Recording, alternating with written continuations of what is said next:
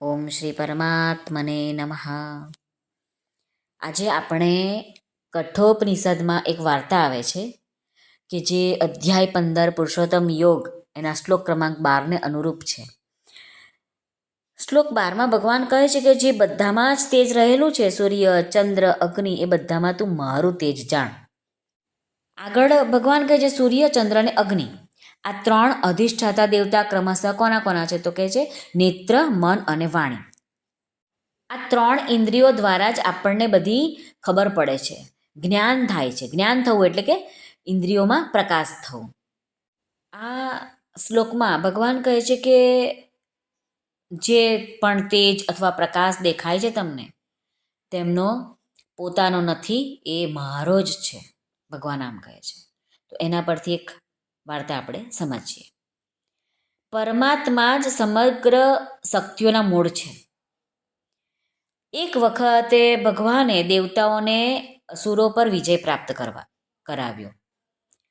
પરંતુ આ વિજયમાં દેવતાઓને એમ લાગ્યું કે અમે શક્તિશાળી છીએ અને અમે અસુરો પર વિજય મેળવ્યો છે, આવું અભિમાન આવી ગયું. તેઓ પોતાની શક્તિથી જ અસુરો પર વિજય મેળવ્યો છે એવું સમજવા લાગ્યા. દેવતાઓના આ અભિમાનને નષ્ટ કરવા માટે ભગવાન યક્ષનું રૂપ લઈને તેમની સામે પ્રગટ થઈ ગયા. યક્ષને જોઈને દેવતાઓ આશ્ચર્યચકિત થઈને વિચારવા લાગ્યા કે આ યક્ષ કોણ છે? તેનો પરિચય મેળવવા માટે દેવતાઓએ અગ્નિદેવને તેમની પાસે મોકલ્યા. યક્ષના પૂછવાથી અગ્નિદેવે કહ્યું કે હું જાતવેદા નામથી પ્રસિદ્ધ અગ્નિદેવતા છું. હું ધારું તો પૃથ્વીમાં જે કંઈ છે ને તે બધાને બાળીને ભસ્મ કરી દઉં. ત્યારે યક્ષે તેમની સામે એક તણખલું મૂક્યું અને કહ્યું કે તમે આ તણખલાને બાળીને બતાવો. અગ્નિદેવે તેમની પૂરી શક્તિ લગાવી પણ તે તણખલાને બાળી ન શક્યા.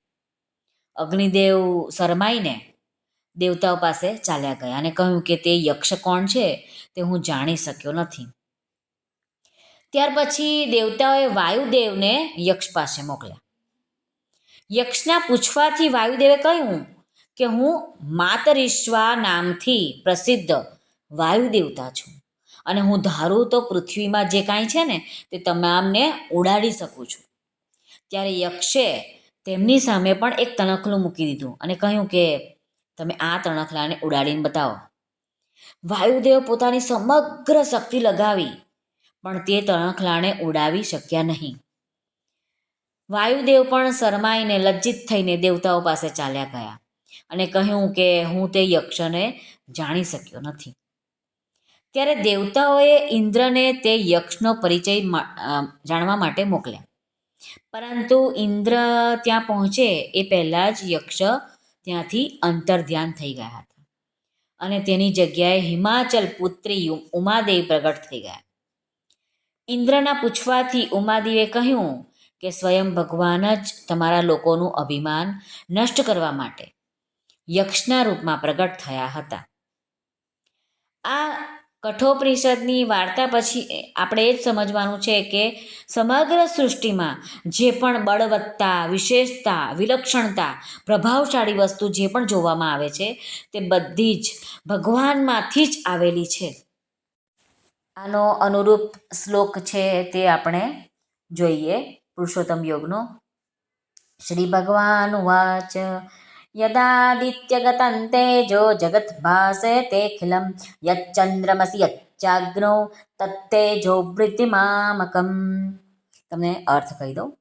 ભગવાન અર્જુનને કહે છે કે સૂર્યમાં રહેલું જે તેજ આખા જગતને ઉજાડે છે, જે તેજ ચંદ્રમામાં છે અને જે અગ્નિમાં છે એને તું મારું જ તેજ જાણ. શ્રી કૃષ્ણાર્પણમસ્તુ.